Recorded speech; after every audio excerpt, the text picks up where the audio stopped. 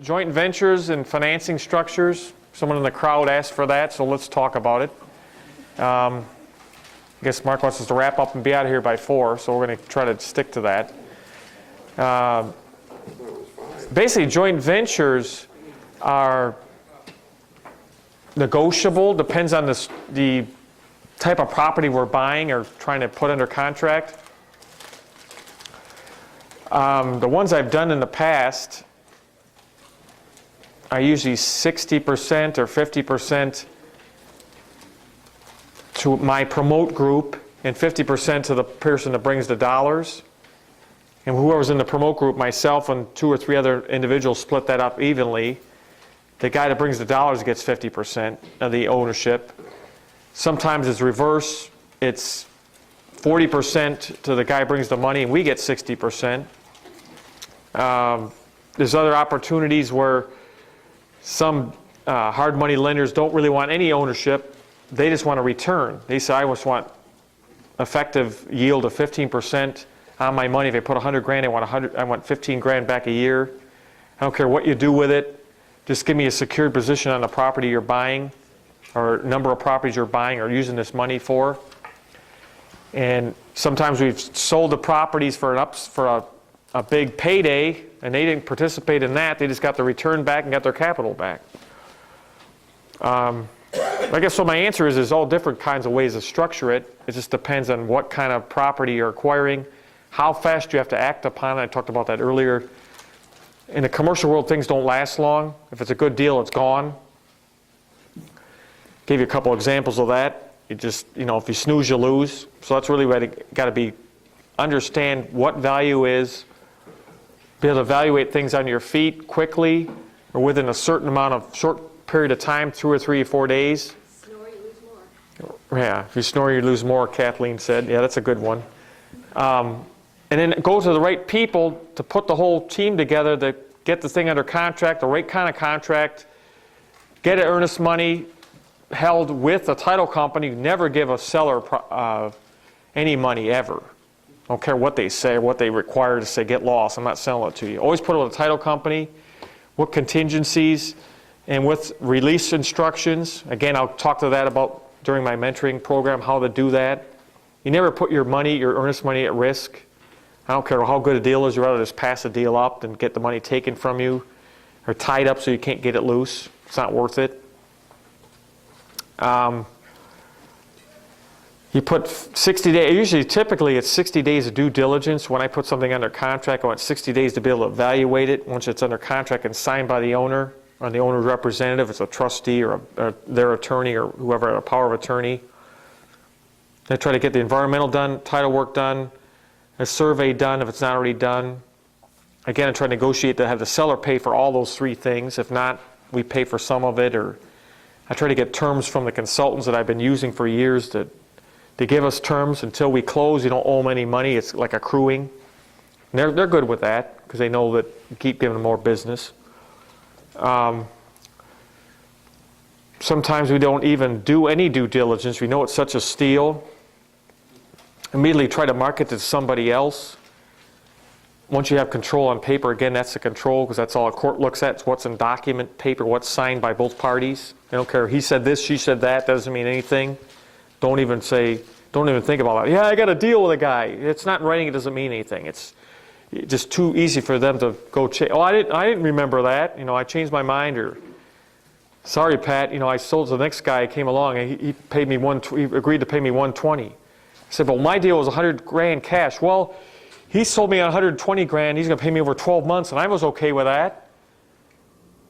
But I mean, it's already done. It's done because he got something in writing. So again, sometimes things we get in writing, we don't even take title to them. I'll immediately go after an investor I know that has an appetite to buy that kind of property. We'll sign a contract to him and get paid and walk away. Let him take it. Or I sign a contract to him for a fee, but also staying as his partner because he doesn't know how to deal with it. Say it's a distressed, this retail building I'm talking about in distress. As soon as I get under contract with the people of this estate, the heirs through their attorney, I don't think I want to take the whole thing on myself. I'm going to bring a partner in, have him go tie up the property by putting $100,000 earnest money down, non-refundable but applicable, and then go through the due diligence for 60 days, and then acquire the property and give him like a 10% or 15% return, so I don't have to put any money in it. Then when I purchase it, refinance it, and then pay him back. So again, just there's all different ways to put it. I guess you just got to start thinking about it, reading about it, and just doing it. That's how you learn to structure transactions. And again, during the mentoring program, I'm going to talk about all the different forms, and I'll give it to them on disc and hard copies of exactly what actual examples of purchase agreements I've used, all kinds of different ways to tie up property options, claim of interest, the non-disclosure, non-circumvention I mentioned a little bit about today. NCND, it's kind of a nationwide form that everybody uses. Some are 8 pages, some are 3 pages. Mine's basically 2. There's how elaborate you want to get. Usually if you get too elaborate, people won't sign it. So you got to kind of have a balance between too elaborate and too simple, and put in the things you really want to matter, and then just go ahead and get it signed and move forward. There's other things too that we can get involved in that I talked about today, but in different avenues. There's always constantly someone that came up to me during the break and said, well, Pat, if I sign up for a mentoring program and I'm working on a deal with you, and then what happens when it expires? I go, well, you got to renew it. Well, what are you going to teach the next time? Well, I'm going to teach more things in the same realm of commercial industrial. I never stopped learning, and I never stopped sharing that knowledge. There's stuff I got involved in the last 60 days I've been dealing with Bob about through a buddy of his. It's not real estate related, but so far I haven't come to the conclusion yet, but so far I haven't found anything wrong with it. But basically you bring an investor in with their money, and they have no risk, no downside, all they have is upside. It's not real estate related. So there's other avenues, again, through networking with people. You get involved in things as a group, and that's stuff I can talk about too, as an investor that I teach you to be, and hopefully encourage you all to become real estate agents. If you're not an agent, go to class and get your license. You can't park it with me, but you can park it with other people in the room that are brokers that you could put it licensed with them. It just takes you to a different level. It gives you a lot more background because you're forced to go to school by the state of Michigan, and you got to go through a lot of books on appraisal, how title works, how land is divided. It's a lot of good background information. Whether you use the license at all, I recommend you go through the training. It's like $350 or something like that to get the schooling.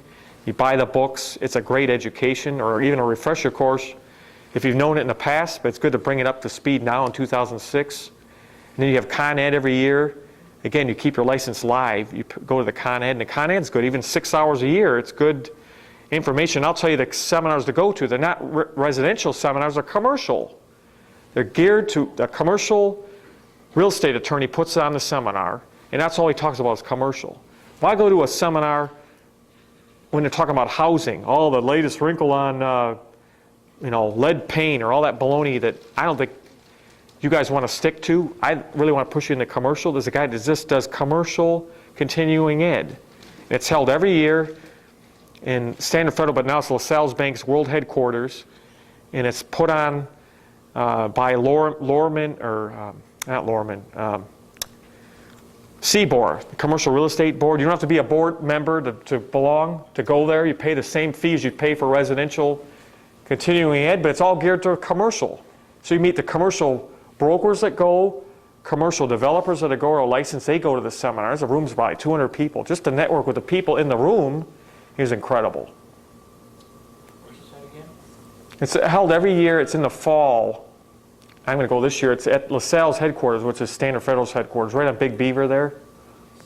But again, I'll post this information. Again, I like my website. I'll start posting this stuff. Have Chris, my IT guy, start posting this information on my website. And it's a commercial geared continuing aid class. It's mind-boggling. It's in Michigan, right in Troy. And no matter where you are in the country investing, say somebody here gets transferred for some reason by their employer, always encourage you to join a commercial group or start up another commercial group of people you can invest with and learn the commercial world in that state. It's no different. Same kind of stuff goes on. everywhere around the country. Just a lot more accelerated in other parts of the country. There's a lot of clients here in Michigan that I have that are deep-pocket investors, and they're saying, Pat, what do you know about Las Vegas? What do you know about Arizona? Not much, but I can learn about it. Janik in the back of the room told me about a site the other day. He's been going back and forth on the email. He found a big development site near Bull City, Arizona, Bullhead. And I got a developer here in Southfield I know that was very interested in the site. Again, I told him the city, where it's at, and trying to get his interest level peaked. It's a huge development opportunity. It's like 226 acres of dirt. It's all through the internet. You bring the investor in, you get him under contract, a non-disclosure agreement, and you give him a buyer's broker agreement that he's going to engage with us to find this site, and we get paid, and show him the pieces. He goes ahead and closes on it. We get paid. All we are is bringing a deal to him. So that's the kind of stuff, again, I want to encourage you guys to get involved in the internet if you're already not. Just start learning how that system works. It's mind-boggling. How you can cross straight lines and get involved in investments in Michigan, other states. It's just networking with people, the people you run with, the people that are doing deals here in Michigan. They're doing deals in other parts of the country. They see money's there, they'll do it. And all you are is a clearinghouse or a conduit. There might be a bank here, LaSalle Bank. I deal with on occasion. Mark mentioned earlier there's a guy named that I went to school with in high school many years ago. He's kind of a fast-track guy. He went into banking. You know, I went into real estate, as I told you. He went into banking. He's like a fast-rising star. He was really outside the box thinking, creative banking background. Got a CPA designation. He went working at the Standard Federal Bank. He kind of just thought all day. They paid him to think. They put him in a room and taught him to think. And he orchestrated the merger between Michigan National and Standard Federal. So they promoted him to president of Standard Federal for that. And then he orchestrated that Standard Federal was not efficient enough, so he changed a bunch of things around. Now they made him one of the chairmen of the LaSalle Bank in Chicago, moved him and his family there. So he flies on a corporate jet, and he's the kind of guy that you can talk to him. He's on the street level. But I feel kind of timid to go to see him, because I don't want to go to see him, because he has the open door to all the different REO properties that LaSalle has around the country, because they're a worldwide bank, the 17th largest bank in the world, the parent of LaSalle. It's owned by ABN AMRO. It's a Deutsche Bank. He says, Pat, if you get a big enough group that has the firepower that's been working on the last 4 or 5 months of trying to do that, to come to show me proof of funds, I'll get you in charge of people in the major asset division that we mentioned earlier about Ron LeGrand. That's what really he's gravitated to. And he'll open the doors to those kind of people. All you are is you're like a clearinghouse. You're a bird dog finding properties of people that don't have the time. All they have is money. But they don't have the time to go look. They're playing golf, they're sailing their yacht, they're on a cruise, over maybe in Greece. Who knows what they're doing. But they have the firepower to buy this stuff. They just don't have the access to it. So again, through the internet, you can get access to all once I get proof of funds and go meet with this chairman of the bank that I know, and down LaSalle Boulevard in Chicago, he'll open the doors, and where's that going to take you? But all it takes is networking. That's why I encourage you to just keep learning the commercial world, networking, talking to people, and you never know who's in your life, who you know from the past or the future, or a friend of a friend that's tied into some kind of a banking connection or an asset lender. The Stout Reeses and Ross is a big workout private entity. They're based here in Southfield. They're one of the biggest in the country. And all the bankruptcy attorneys hire them. They're paid by the court very well. See, a company goes into bankruptcy, like Delphi. Stout Reeses and Ross gets the job to manage that whole company. They're paid a consulting fee, and they turn around that company if they can. And they have other little companies that they deal with, they want to sell. And they have total control to sell them for $1, the same situation. Again, they're consultants, but it takes time to network to them. There's all kinds of consultants, all kinds of level to deal with bankruptcies, workout for banks, because a lot of banks now don't handle workout in-house. They're too high and mighty. They don't have any staff anymore. They don't hire bankers and put them on the payroll. They outsource it. So again, it's another source of finding property Again, that's why its whole focus is today is finding distressed property. You don't want to buy stuff retail. Anyone can go buy something on LoopNet. That's not the kind of stuff you want to find. You want to find the distressed stuff where there's value. You tie it up, get all the information. You bring it together. We work on it, trying to find an exit for it. You get paid to exit it, or you stay in it. There's all many different ways you can work it out. If it's small enough, we can find enough, capital here to buy it, or we find another group that'll take us right out of it. And that's how you get paid. And you have someone like Bob structures the tax ramification. So you have a problem with the IRS. You pay little or no tax. There's so many different ways to do that. It's incredible. That's a whole world in itself. How to structure the income stream. And then with the 1031, you can transfer out of a property and defer the tax forever, borrow money back out. There's so many different avenues to go. I'm saying there's so many different things in the commercial world, but it just takes time to learn it. And it's one step at a time, and networking with people. And that's why I want to encourage you to just keep talking to people about commercial. Some people say, get out of here. What a commercial. I don't know anything about that. But you never know. You bring it up to somebody, a broker, a consultant. You find a landlord that you know. Yeah, I got a building. You know what? I'm sick of it. I've owned it for 10 years. The tenants are beating me up. The roof's bad. It's the same kind of situation, just like housing. It's a whole a lot more, profit potential. You just kind of come to them. They obviously have no one else solve their problem. You can see what I've talked about today is not many people that actually go out, do the work that it entails, and then actually buy the property. Most of that stuff just goes out to the radar screen or just dwindle down the asset, either goes to nothing, or the bank takes it back and they don't know what to do with it. They end up giving it away. Like this building in Romulus. I think they're probably going to get down to somewhere in that 200,000 range for a 60,000 foot warehouse in Romulus. Taxes on that building are, I think, $14,000 a year. And the bank's been fighting to get it reduced. They were like $45,000 a year, just to give you the tax income from the city of Romulus on this building. And now they're going to buy the building for $200,000. That's mind-boggling. You can't even touch to build it for that. Well, go ahead. I don't know, hopefully this is not topic too much, but so each of your assets you own within some kind of corporate structure, C Corp, S Corp, LLC, something to that effect? Yes. Acting as president of your corporation or LLC, how do you pay yourself to minimize any kind of taxes for yourself? That's a whole seminar in itself, but basically you pay yourself as a consultant, or you pay another LLC, and you just filter all the income down. Everything you can't expense, you expense. Whatever's left over, you give it to your kids. That's again in the tax code. You can gift money to your kids, you put them on the payroll, they pay no Social Security tax. Again, it's just how far you want to go. I said Bob to do all that kind of structuring. That's a whole, you need someone just to handle that for you, because you could never do it all. You'd be folding that full time. You need someone to be able to do that knows how to play the game and how to do it. And like Mark explained earlier, that when the IRS comes knocking, whether they have reason or not, you got to have someone in your corner that knows the game, knows to stand toe-to-toe with them, not, hide in the corner and make a puddle. You got to understand the law enough, or the tax code enough, to have enough nerve and confidence to stand up to the IRS and say, what do you mean? They're pushing, hey, I want this. You put a finger in their eye and say, get out of here.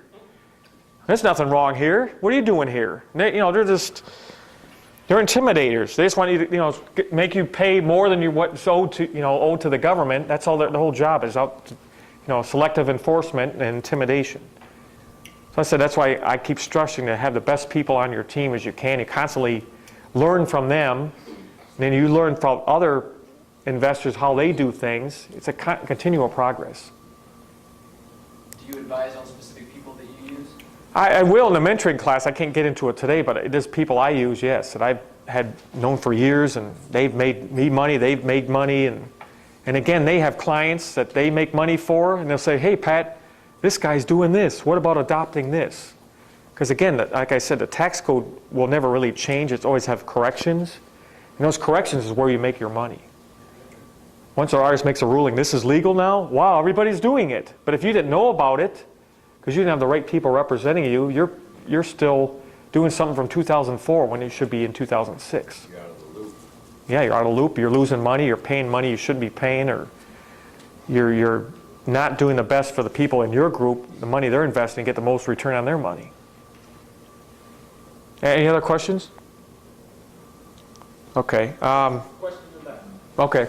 The legal instruments that you use to document like a purchase agreement, are you registering those with the court system? Am I registering the purchase agreement with the court system? Right. No, there's no registration. PAs are not copyrighted purchase agreements. Honestly, I get the best from what I do is the national home builders I represent in Michigan, not on an exclusive basis, but to go find them, basically they're a mercenary. Go find them land, don't tell them who they are, and go find them a site, bring it to them. They do all the orchestration once the numbers hit what they want. They have all the great attorneys, the Philadelphia attorneys, the New York attorneys. I use their purchase agreements. I mean, I have my own template, but I always can prove it by what they use. Say it was a new wrinkle, a new twist. Wow, this is great. That's how you learn things. You're constantly improving your documents. Your leases is the best lease I've ever seen is the one Taubman wrote for good reason. You know, he has shopping centers all over the country. He's all over the world now. His lease is probably 110 pages, and he just says, here, tenants, sign it. They want to take a page out? Sorry, you can't lease my building. So I just use some of the language in there in the residential and the commercial and commercial and retail leases that I've used. And it's incredible the stuff he puts in there. He said he's the king of the percentage rent from the landlord, from the tenant. All the different clauses, it's incredible. He puts it all in there, and it's in there until you start putting that into your life. Is that the guy you're talking about on your CD up in Auburn Hills? That property that he owns up there in Auburn Hills? Yes, Great Lakes? yes. Oh, okay. Yeah, he's building a new lifestyle center out in Macomb, just like that. It's like a lifestyle center. It's got a big, I don't know, 400,000 or 500,000 foot store, and yeah, basically, that's what he does. So you might as well learn from the best. And all his documents are there. They're out floating around the public domain. He has leases. He has, just his marketing techniques too. How he gets a hold of tenants, tenant rep. As I said, all the brokers that work. He has no brokers that work for him. He has a brokerage group on his payroll. That's it. He doesn't list anything with anybody. They all come to him because they want to be in his center. They fight over being in his center. He'll announce a new center. I got to be here. So I'm just saying that's the kind of stuff that you just keep growing from it. You learn from it. You try to implement it in your perspective, even though it might be a huge lot smaller scale, but it's proven it works. You just got to keep pushing. That's what I like about commercial. There's never an end to it. There's always going to be demand. People say, oh, yeah, Michigan's in trouble. Baloney. Let everybody else leave Michigan. I'll stay. There's always been opportunity here. There's always going to be opportunity here. Yeah. Prices just keep going down. You just start to be more opportunity to acquire things.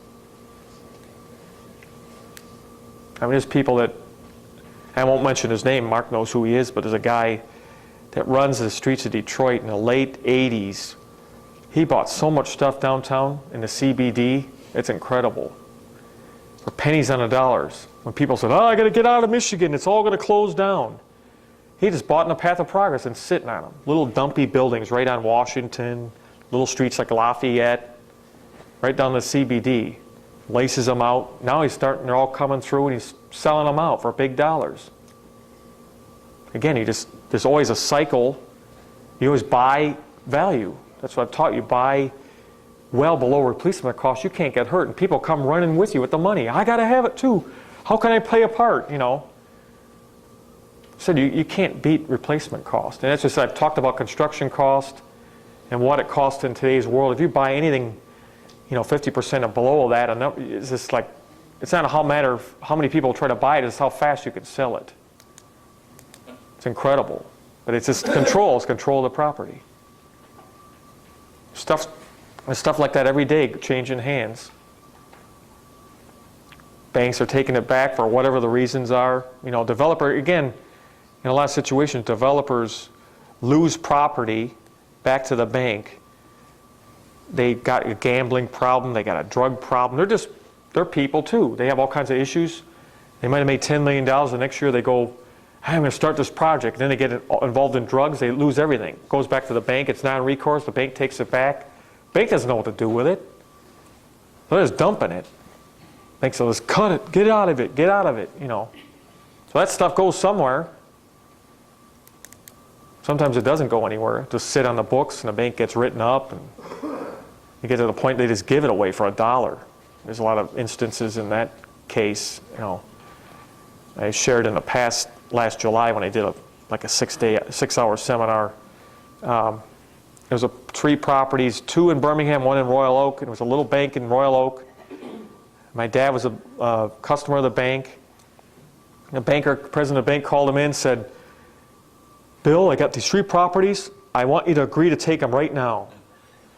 He goes, I won't charge you no money down. I'll finance them 100%, a 4% interest rate for 10 years fixed.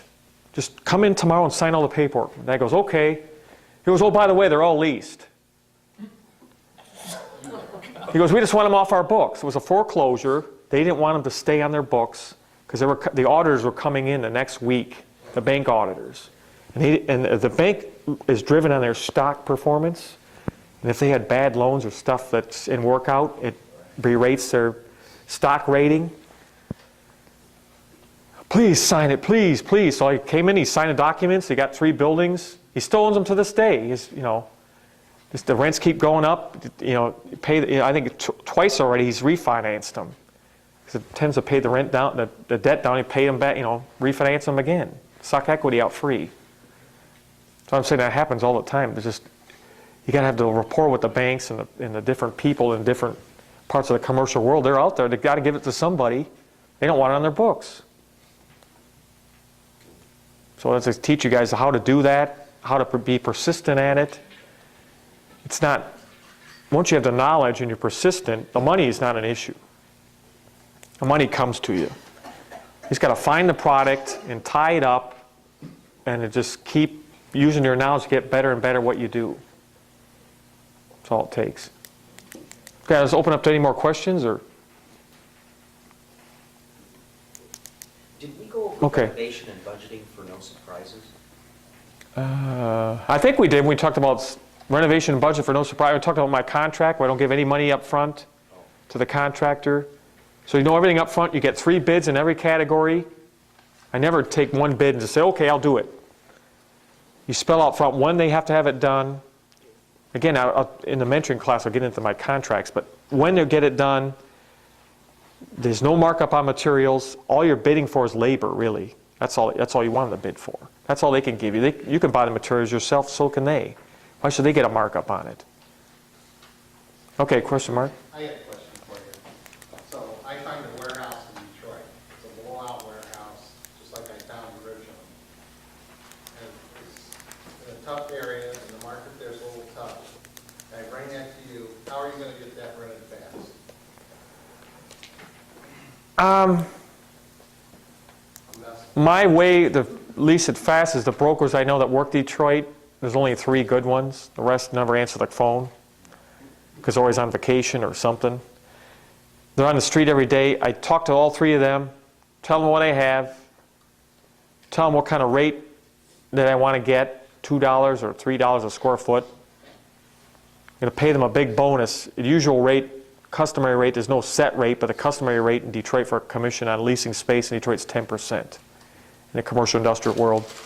So I'll pay you 20% in the first 60 days to bring me a tenant. After that, it goes down to 15%, and down and down. Again, incentivize what they're going to get. And again, if I get it leased, if it's not fully leased by what the tenant they bring, I'll let them lease the balance of the space and give them bonuses too. If I have to, I haven't done it yet, we've talked about it, is make the broker a partner. So he's not just an owner, not just a commission base, but he's also an owner in the property too. So if the income is $10,000 a month, he might get $1,000 a month forever on rent. Never had to go to that far, but again, you just incentivize the broker basically to work for you like, you're first on his list, not 10th. Because believe me, they have tenants that want space. They just can't find space in Detroit a lot of times. They have a sudden need. They got a contract. Mark was talking about the one in Bellevue. There's a neighbor right next door. His business is booming in the industrial world in Detroit. He just does plating of little parts for the auto industry.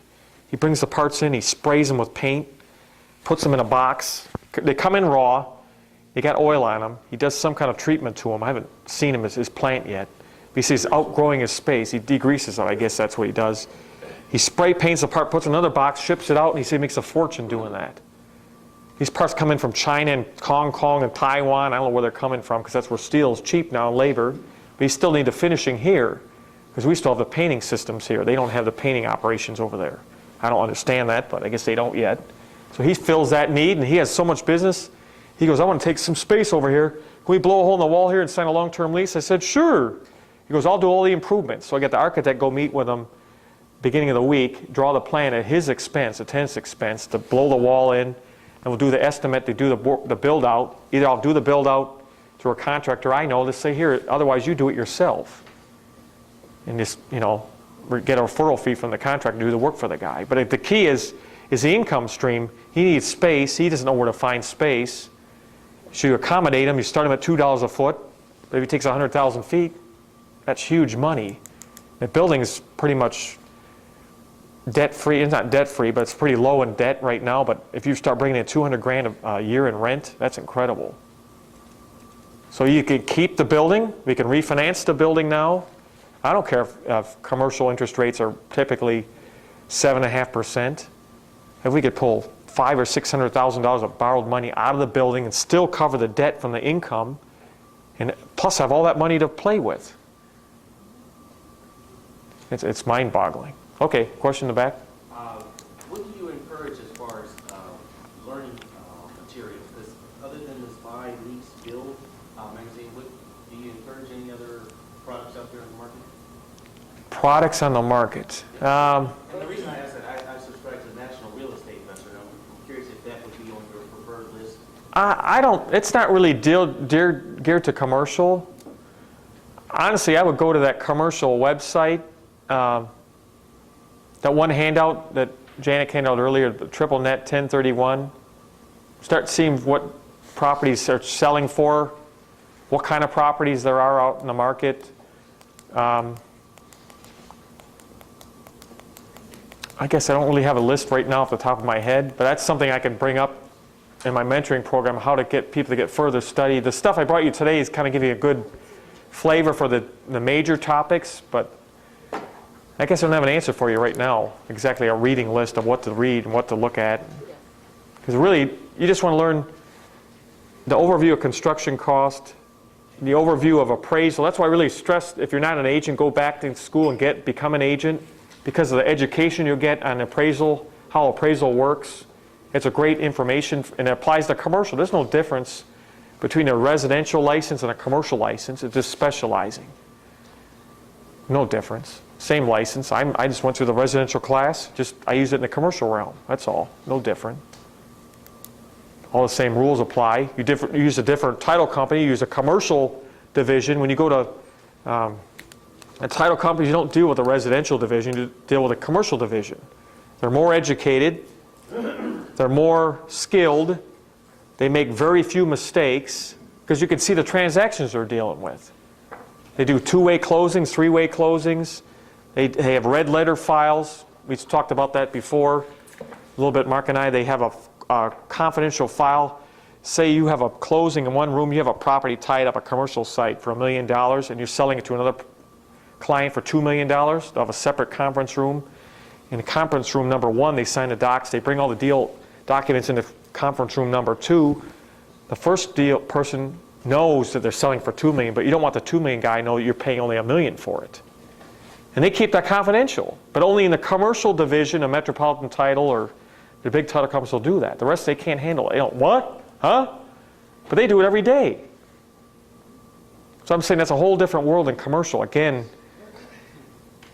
real estate's the same when you go into the licensing test, but after that, you're off the map. You're in a whole different, time zone. So So I just want to teach you that's where you want to go. Any other questions? A question, since you mentioned title companies, what kind of networking do you do with title companies? What kind of opportunities can they bring you? If you ask them? Honestly, they never brought me any opportunities. I just like them because they're so service orientated. Like I said, they have 2 or 3 conference rooms. If you have a closing at noon, they bring lunch in for you. What do you want? Because you can imagine the closing costs on a commercial deal. The title insurance is usually $30,000 on a big deal, the premium they get that day. The closing fee is $350 from each room for the double closing. I don't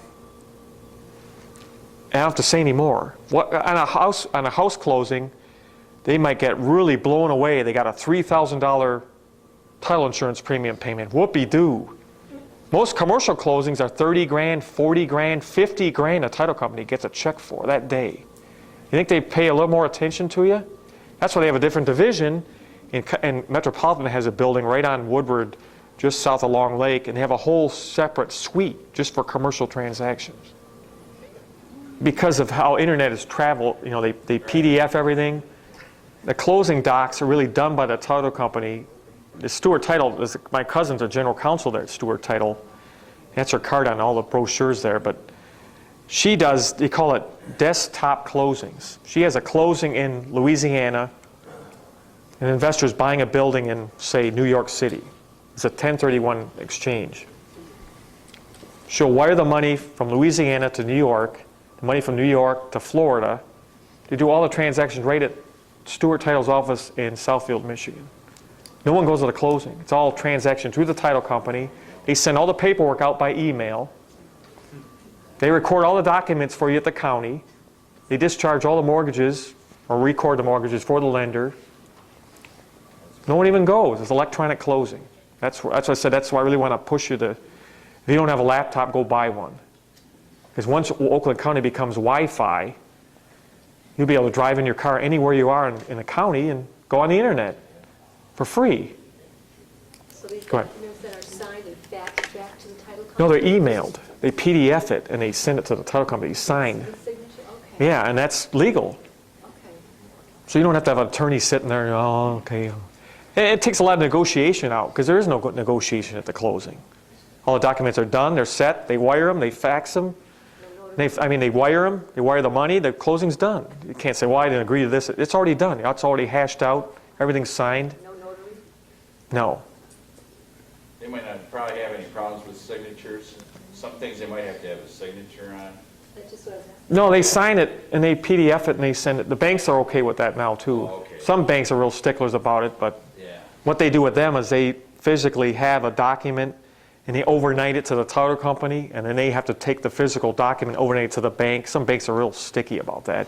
They got to see it in paper. They're not there yet. They're not there yet, but I'm saying the title company's already there yet, and they're there, and now they get these diagonal views of property and satellite photos. They can look at a commercial building anywhere in the country now and get a front view of it Right. before they even buy it.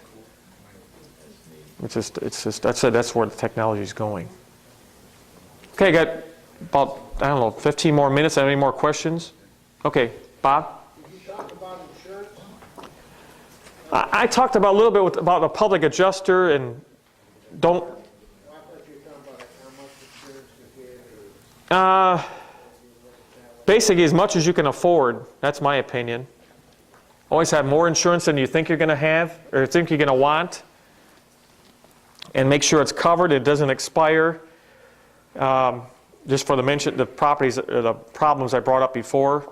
Insurance is the most inexpensive thing you can buy, in my opinion, because if a casualty comes along, you can't calculate the return on an insurance policy for liability, property damage, environmental issues. Again, you go to a good insurance company and they bid it out to 17 different carriers, so they're very competitive.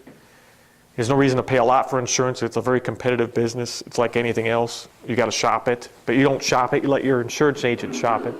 There's commercial insurance agents. Again, I'll talk about who they are, who I deal with. That's all they do. They don't do residential. They don't know how to spell it. All they do is commercial industrial insurance. That's all they do. That's all they live with. And they know all the carriers and who's writing it and who's not. And they tell you what kind of coverage you need. And here's a coverage, that you don't need. They're there to, they're your consultant, your client. You're their client to help them out. So, one more. Go ahead.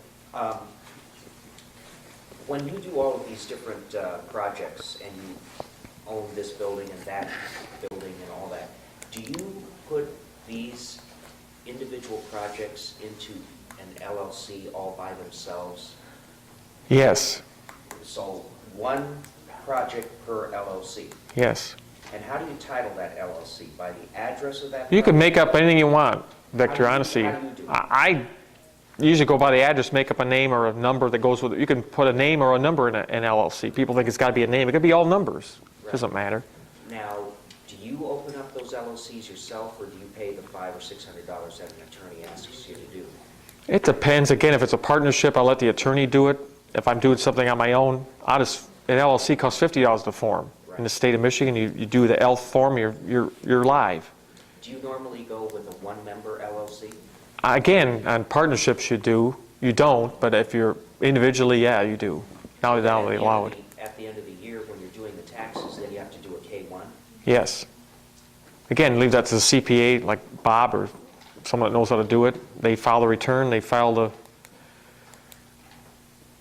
don't ever file your own returns. That's my advice, too. Always have a professional do it. They're worth their weight in gold.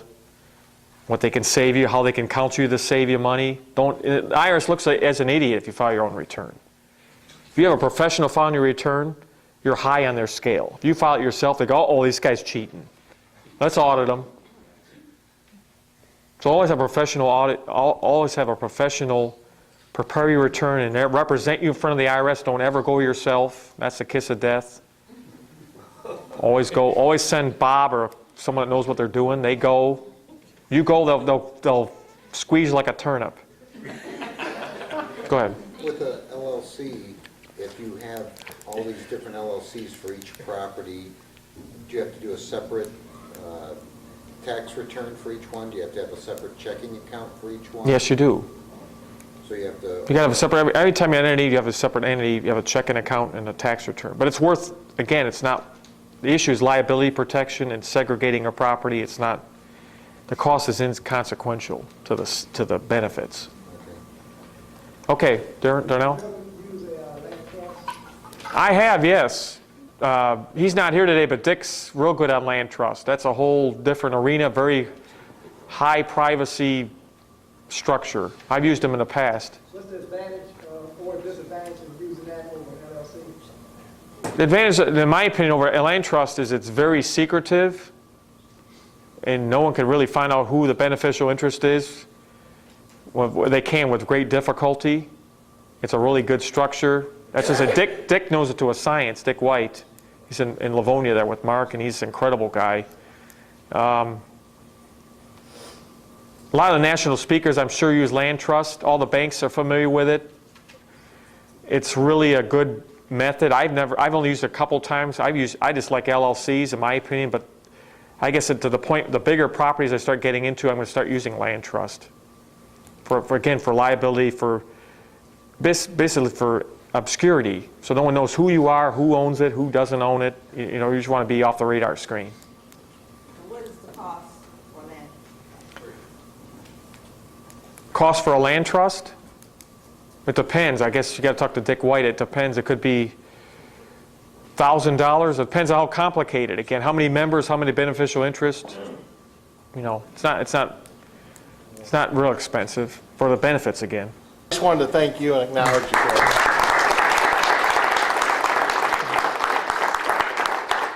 No, I enjoyed it.